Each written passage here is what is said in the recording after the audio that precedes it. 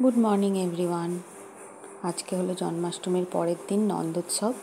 তো আমি আজকে ভগবান শ্রীকৃষ্ণের জন্য একটু মাখনের যে ব্যবস্থা সেটা আমি ঘরেই করেছি, সেটারই রেসিপি তোমাদের কাছে শেয়ার করব।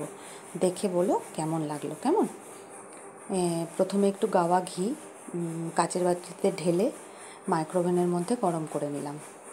হয়ে গেল এই 30 সেকেন্ড মতো, 30 সেকেন্ড।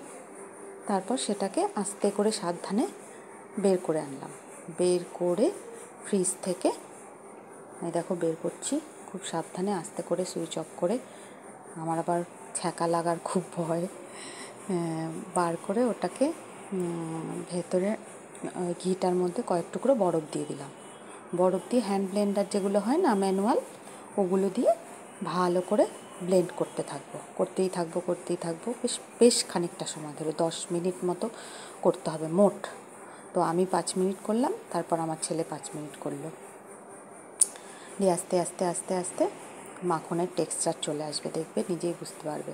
তারপর আরেকটু যতক্ষণ না টাইট হয়ে যায় এটা করতে থাকতে হবে। তারপরে হাত দিয়ে দেখবে বরফগুলো এমনিই বেরিয়ে আসবে। বরফগুলো আলাদা করে তুলে সেটা একটা আলাদা বাটিতে খুব সুন্দর করে তুমি ফ্রিজে স্টোরও করে রাখতে পারো। ভীষণ সুন্দর হয় এটা।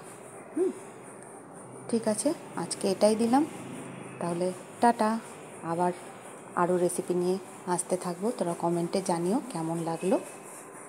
টাটা।